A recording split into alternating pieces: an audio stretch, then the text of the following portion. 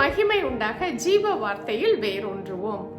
செயல்படும் அன்பு என்ற தலைப்பில் யோவான் 21ஆம் அதிகாரம் 15ஆம் வசனத்தை பார்ப்போம். இயேசு சீமோன் பேதுருவை நோக்கி, சீமோனே, இவர்களிலும் அதிகமாய் நீ என்னிடத்தில் அன்பாய் இருக்கிறாயா என்றார். அதற்கு அவன், ஆம் ஆண்டவரே, உம்மை நேசிக்கிறேன் என்பதை நீர் அறிவீர் என்றான். அவர், என் ஆட்டுக்குட்டிகளை மேய்ப்பாயாக என்றார். அன்பு கூறுதல் என்பது ஒரு தனிப்பட்ட விருப்பமாய் இருக்கிறது. இந்த அன்பு செயலின் மூலமாக வெளிப்படும் பொழுதுதான் அன்பு அர்த்தமுள்ளதாக மாறுகிறது. வெறும் வாயின் வார்த்தையாய் நான் நேசிக்கிறேன் என்று சொல்லுகின்ற அன்பில் எந்த பிரயோஜனமும் இல்லை. அன்பு செயல்பாட்டிற்கு வரும் பொழுது முதலாவது அன்பு செலுத்தும் நபருடைய வார்த்தைகளுக்கு அப்படியே கீழ்ப்படிய வேண்டும் என்ற எண்ணம் வரும்.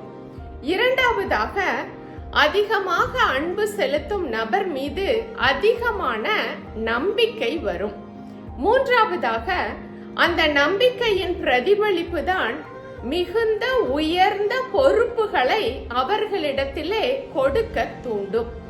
நான்காவதாக, பொறுப்பை பெற்றுக்கொள்ளும் நபர் தன்னுடைய அன்பின் உச்சத்தை வெளிப்படுத்தும் ரீதியிலே பெற்றுக்கொண்ட பொறுப்பை வெகு கவனமாகவும் உண்மையாகவும் செய்து முடித்து அன்பின் ஆழத்தை காட்ட முயற்சிப்பர்.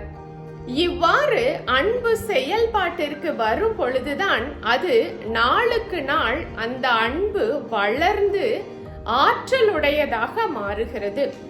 இந்த வளர்ச்சி தான் அன்பில் வைராக்கியம் கொள்ள வைக்கிறது.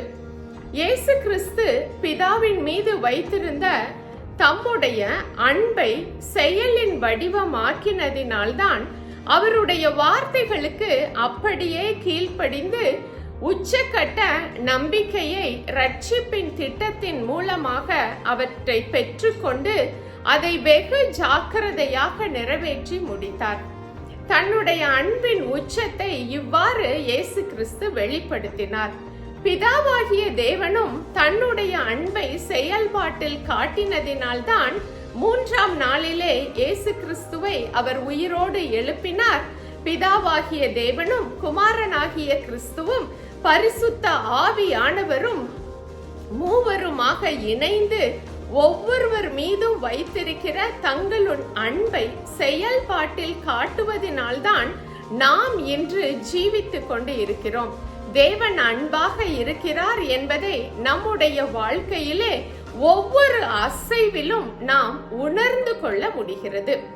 இந்த வசனத்தில் இயேசு கிறிஸ்து பேதுருவை மிகவும் நேசிக்கிறார் என்றும் அதனால்தான் அவர் தன்னுடைய நோக்கத்தை நிறைவேற்றுவதற்காக அவர் தெரிந்து கொண்டிருக்கிற பாத்திரமாக பேதுரு இருப்பதினால் பேதுருவிடத்தில் மிக பெரிய பொறுப்பை அவர் ஒப்பு கொடுக்கிறார். பேதுருவும் தன்னுடைய அன்பை செயல் வடிவமாக்குவதற்காகத்தான் இயேசுவிடம் அந்த பொறுப்பை பெற்றுக்கொள்கிறார்.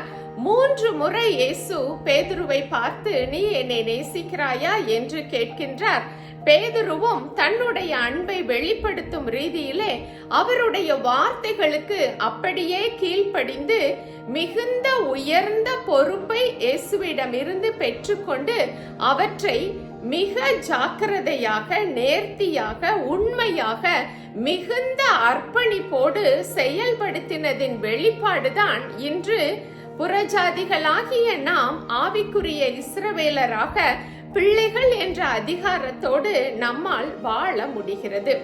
நாமும் தேவனை மிகவும் நேசித்தால் அவருடைய ராஜ்யத்திற்குரிய மிகுந்த பொறுப்புள்ள பணி நியமனத்தை நம்மாலும் பெற்றுக்கொள்ள முடியும். தேவனை நேசிக்கிறோம் என்று சொல்லுகின்ற வார்த்தையின் வெளிப்பாடே நம்மோடு வாழ்கின்ற சக மனிதர்களை நேசிப்பதாகும். எனவே நாமும் நம்முடைய அன்பை அனைவரோடும் வெளிப்படுத்தி வாழும்படியாக நம்முடைய அன்பை செயல்பாட்டிற்கு கொண்டு வந்து தேவன் நம் வாழ்க்கையிலும் வைத்திருக்கிற அவருடைய திட்டங்களை நிறைவேற்றுகின்ற கிருபையை நம் ஒவ்வொருவருக்கும் தருவாராக. ஆமென்.